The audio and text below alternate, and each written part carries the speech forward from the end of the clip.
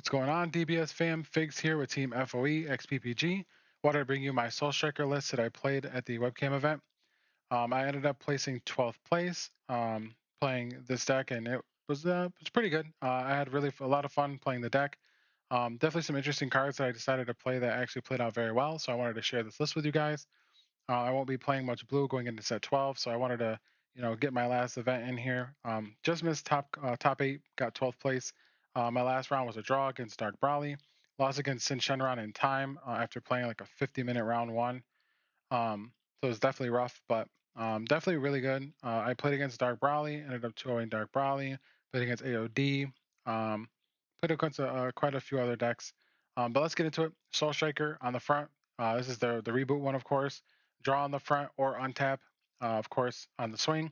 Awaken is 4 life or a Unison with a specified cost of 3 blue. Then, of course, on the Awaken, you draw 2, swing, draw 1, untap 2 blue energy, and then you restand a Unison at the end turn. So very good. Of course, you get to draw 2, which is really nice, or you get to draw 2 on the Awaken, which is really nice. Draw on the swing, and then untap 2 energy. So a lot of drawing and a lot of untapping, which makes it very versatile, depending on what you decide to do with the leader. Went with 1 double strike. Wanted to make sure I had the option to play a double strike to sneak one in on a Unison or on a leader attack. It definitely did catch a lot of people off guard, but of course it's always nice to have the option of going for lethal at 2 life because you do poke your opponent down a lot. So it definitely was nice to have the 1 double strike. I'm playing 4 super combo. I decided to play the 4 super combo.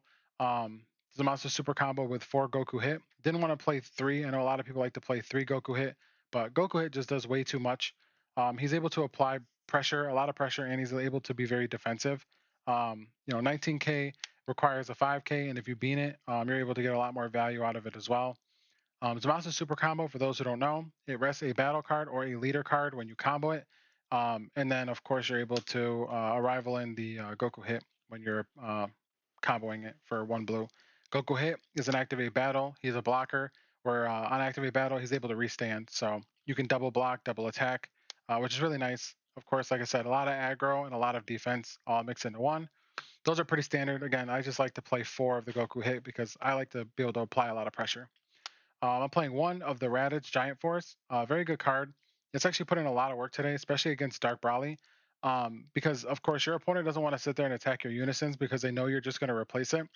So a lot of times, the 30Ks, if you don't want to combo them and you don't want to negate them because you don't want to waste energy or you don't have the negates, you're able to block a 30K swing. They're obviously not going to combo on it. And then he gets the restand to block again.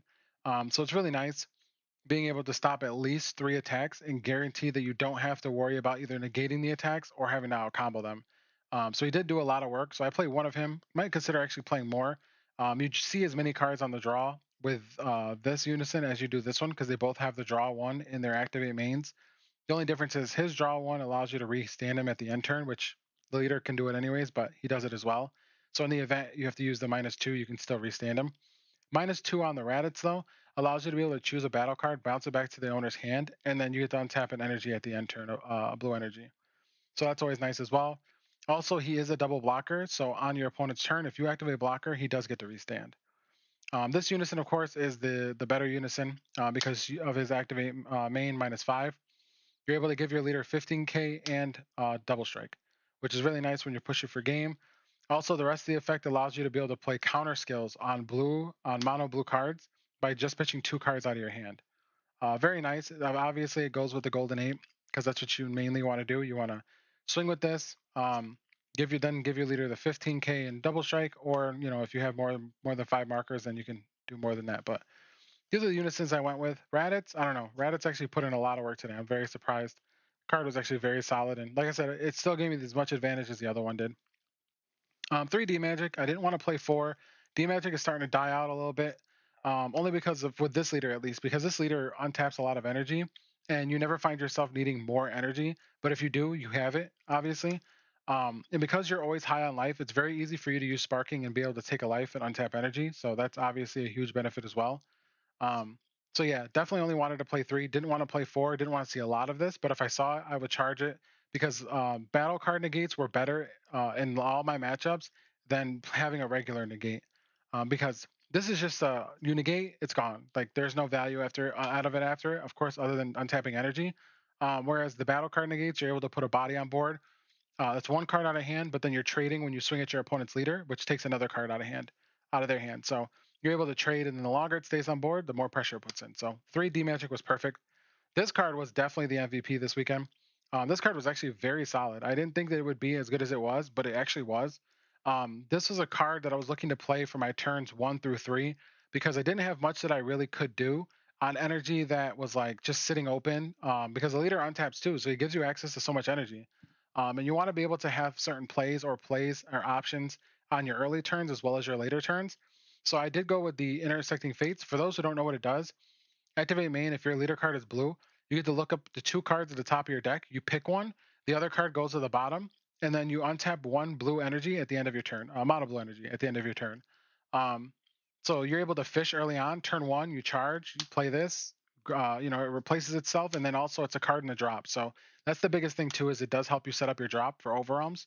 Um, but this gives you something to do on your turn ones instead of playing like a mass sand that doesn't necessarily affect every deck in the matchup, or playing like a Kai or playing like a, I wanted to have something that would do something. And this definitely did a lot. I grabbed Hatch off of this probably 3 times today. I grabbed a lot of stuff off of this. I was grabbing Trunks counterattacks. I was grabbing Unisons. Whatever I needed, I pretty much grabbed it. So this was definitely very helpful. It also gets rid of cards that you don't want to see that early. So for example, let's say I, already had a Unison in hand and then I drew another one for turn. Then I play this and I see another 2 Unisons on the next 2. I could put the other Unison on the bottom so I don't keep it. Get the other card, and then now I'm further in my deck, and now that Unison's out of the way, so I won't draw it in a few turns. So this card put in probably more work than it should have, oddly enough. But I definitely recommend giving it a try. It's not bad. And obviously, as you can see going through my list, I had plenty of room because Soul Striker, it doesn't require you to have to play certain cards other than the Unisons to awaken early. Otherwise, there's no card requirements like Vegito, like I've been playing. So I have more room to kind of do different things. So um, I had room for a max power Kamehameha. Very necessary and good card against matchups where your opponent goes very tall. You want to be able to warp their guys so that they don't keep their board, wider as it is tall. But the activate main on this says if your opponent has a battle card that's greater than their current energy, you're able to warp it.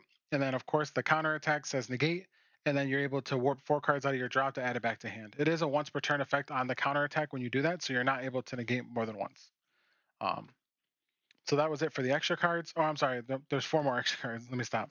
Sensu Bean. Of course, can't forget about Sensu Bean. I did play 4. I wanted to have access to this for the aggro and for the defense, of course, because this on Goku hits very good. Being able to have a dual attacker that is 24k is nice. Also, this opens up your energy, so if you want to make your turns a little bit more aggro, you're able to. Um, and of course, we're also playing the double strike, so it's nice to cheat out the double strike and be able to not have to use all of your energy off of it after you've swung with your leader. I'm playing the Hatch SER, best SER to play for blue. This card saved me so many times and closed out so many games for me. I don't always play this right off the bat. Depending on the matchup, I like to get my other counter attacks in first. Um, because it forces your opponent to use energy. One of the biggest things you don't want to do is you don't want to shotgun this off the rip, because then what ends up happening is your opponent's either going to pass turn with energy open, and then you can't pressure them as much as you'd like. Um, or what's going to end up happening is you're going to shotgun this, and then they're going to get rid of it that turn. And you don't want that to happen. You want this. This is a 40k beat stick. You have a double strike. I was playing a double strike, so you have access to double strike in here. Um, so 40k double strike or 50k double strike is very nice. So this is not something I shotgun very often. Depending on the matchup, you might have to, but most of the time I don't shotgun this. Very good though. Best hatch, or best SER. It is an ultimate, so it is an SER. Counter attack, 3 or more energy. Blue leader, you pitch a card, negate the attack, and then your opponent can't attack for the rest of the turn. So very good. And then when it leaves the board, of course, it's removed from game. 3 draw apes. I went with three draw apes instead of 4 because I only want to see this generally on turn 2. Any turn after that, if I'm using an ape, it's because I'm looking to get more cards in hand to push for game, or it's because I'm not seeing certain cards. So of course, drawing is always good. And of course, if you get this turn 2, you just end up with like 12 cards in hand by turn 3. So very nice. Those who don't know, if it's in drop, you activate main, pay 2, draw 2. 2 overwhelms Secret Identity Mass Sand is probably the best black overarm that you can play at the moment. I mean, overarms are only black, so I don't know why I said that. But very good card. This is definitely the card that you're going to continue to play even going into set 12 because it's the best overarm. It deals with boards. It deals with everything. So this is going to be the best option even moving forward, but definitely was very good in here.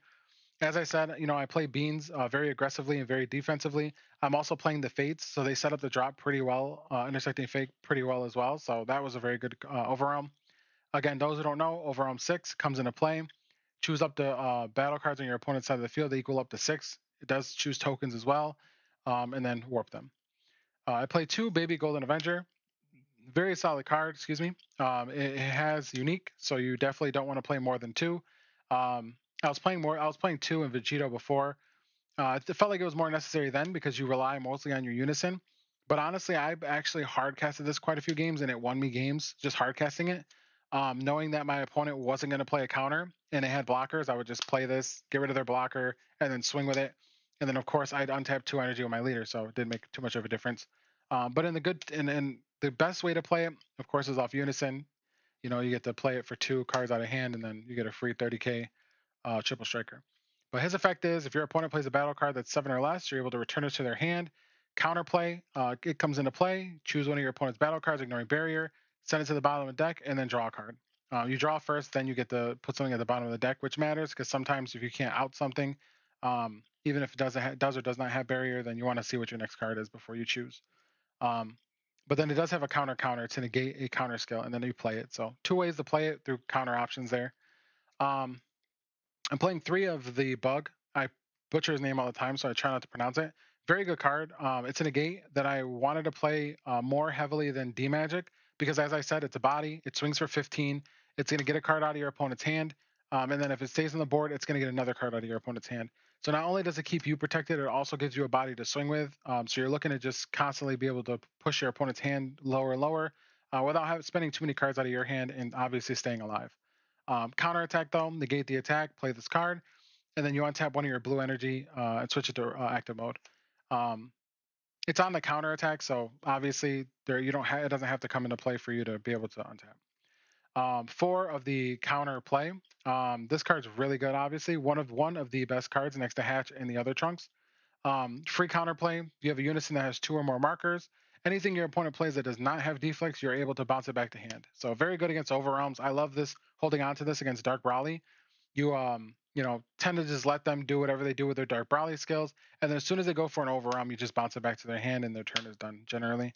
Or if you're playing Mechikabura in the sideboard, then you're able to just call Dark Brawly, then they try to overwhelm and you get rid of it. So very good. We also have another very good card in this deck. One of the reasons why blue is still alive, the Trunks counterattack. If your opponent attacks with a battle card that has an energy cost higher than their current energy, you're able to counter for 1 while you have a blue Unison on board with at least 1 marker. And then you basically stop them from being able to attack. Doesn't stop them from attacking completely, but they do have to take 2 cards out of their hand and put it at the bottom of the deck if they do swing with something bigger than their energy. So very nice. It only costs 1, which is very good with how the leader works.